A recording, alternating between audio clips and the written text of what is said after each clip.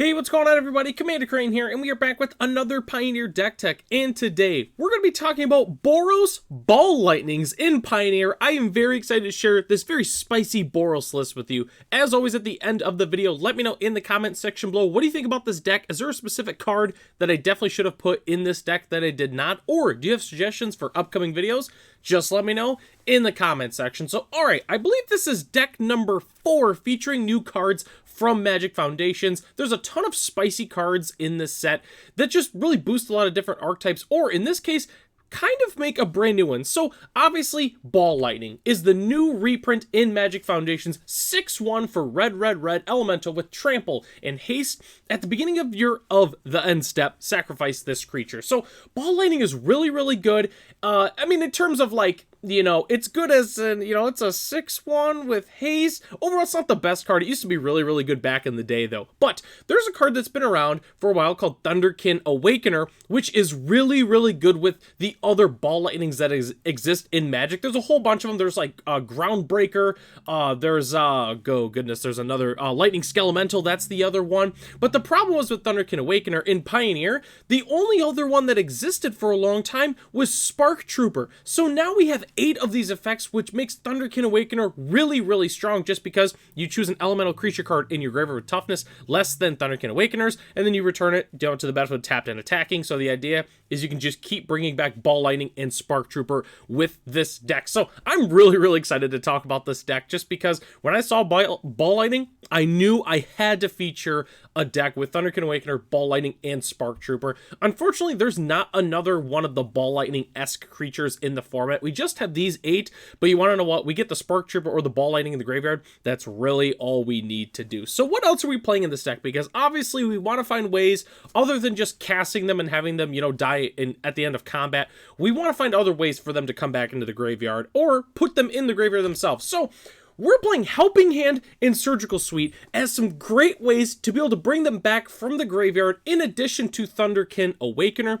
The other thing I really like about Helping Hand and Surgical Suite is with the Thunderkin Awakener, Thunderkin Awakener obviously brings them back, but what's nice is if they kill the Thunderkin Awakener, we can use these to bring back the Thunderkin Awakener, which is really cool.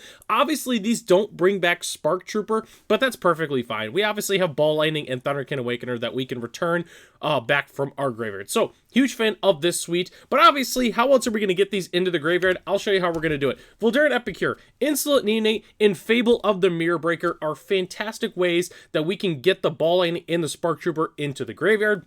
Obviously, Voldaren Epicure is really good just because it makes the blood token. Insolent Neonate is just another cheap way to be able to get some cards into the graveyard, which is good. And then obviously, Fable the Mirror Breaker, you got the front side there. The back side's also pretty cool because we can, again, make some copies of Ball Lightning or Thunderkin Awakener or Spark Trooper and also do some pretty cool shenanigans that way, which is really sweet. So definitely a huge fan of our discard package here. But we also have a few more cards that we use to discard. We're playing 2 copies of Inti Seneschal of the Sun. I'm sorry if I mispronounced that.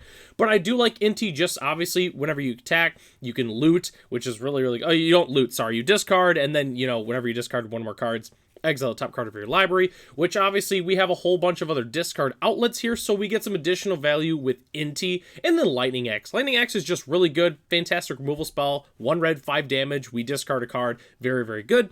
And then we're also playing 2 copies of Skyclave Apparition, pretty much just because we're playing Helping Hand and Surgical Suite. Skyclave Apparition is a great way to, you know, we can put them in the graveyard, buy it back with Helping Hand, or if their opponent takes it out after we already exile something, we can re-exile something else. So I've always been a big fan of Skyclave Apparition in the Helping Hand-esque decks. Always been quite a big fan of that. So that's the entire main board. Overall, this is pretty simple. Let's go ahead and talk about the lands. 4 Inspiring Vantage, 4 Sacred Foundry, and 2 Battlefield Forge are our main dual lands.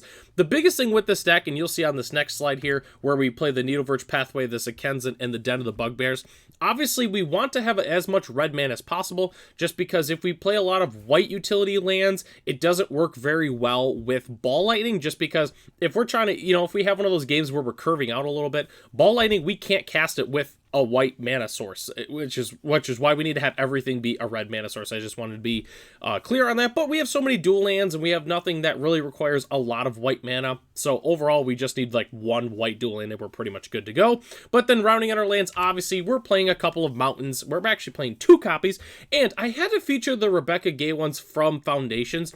Obviously, the extended art ones are really, really sweet, but I really love the Rebecca Gay ones that they picked for Foundations, just because I know the art, it's been reprinted a couple times. I feel like the most memorable one was the old Grand Prix basic lands that they used to do. It had like the promo stamp at the corner or whatever, and I remember having a whole bunch of those, and I know that this art was featured on those. So overall, I really love the basics in this set, and they're really cool, and Rebecca Gay is obviously one of the best, land artists in the entire game. So huge fan of this basic mountain art. So don't go anywhere yet, though. We still have to talk about our sideboard as well as some budget options for the deck. So sideboarding is going to be really simple. I've got Lightning Helix and Get Lost in the sideboard as some extra removal. Obviously, Lightning Helix does a little bit more than just removing creatures, but overall, I really do like both of these.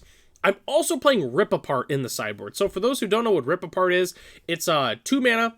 Sorcery deals 3 damage to a creature planeswalker, but it destroys an artifact or an enchantment. The reason I have it in there is because with bringing back the Ball Lightnings and Thunderkin Awakeners and Spark Troopers, people are going to be bringing in graveyard hate against us, like Leyline of the Void, maybe even like Tormod's Crypt, Rest in Peace, Grafdigger's Cage. So I wanted to play a card in the sideboard that can help us get rid of the graveyard hate, which is really, really important. I'm also playing a few copies of Deafening Silence, just because the card is really, really good, and we are in white after all. And then I'm also playing a few copies of Wandering Emperor, just because a lot of decks in the post board, they know what we're going to be up to, and I wanted a little bit of a grindier card that didn't rely on the graveyard, so I wanted to put a few Wandering Emperors in the sideboard, just because the card is really, really good.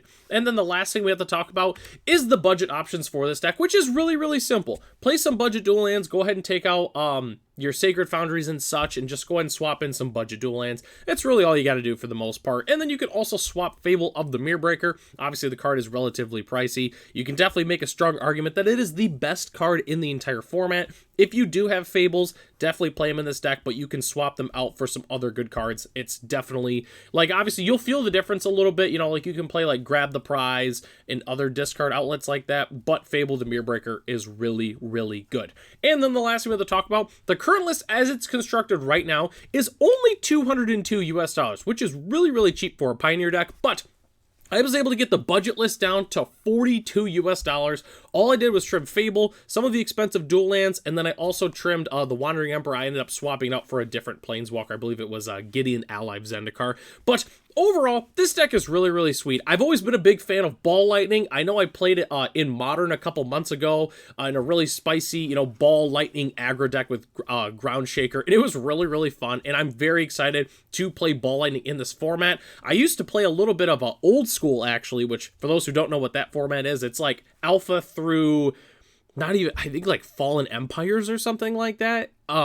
And it was really fun because in the mono red deck, Ball Lightning is very, very good. It's like one of the best cards I felt like in that deck. So I used to play a ton of Ball Lightning, and it was a lot of fun. So I know I'm definitely going to be putting my copies to use in Pioneer. And if you end up building a Ball Lightning deck in this format, definitely let me know in the comment section, and let me know what your list looks like, and if it's similar or different to this one that I shared here today. So that takes us to the end of the video here. Thanks so much for watching. The deck lists are in the description below if you'd like to check them out for yourself. Huge shout out to our channel members, Ralph, Matt, Arcadius, Ray, Gary, Sarwanoki, and Night Red 3. If you're interested in being a channel member, it's only $1 US a month. You get access to the exclusive Commander Crane Discord, as well as other features here on the channel. And definitely consider subscribing. We are currently on our road to 1,000 subs, and we are getting very, very close. So a subscription to the channel here is much appreciated. So I'm Commander Crane. Thanks for watching this video, and I hope to catch you in the next one.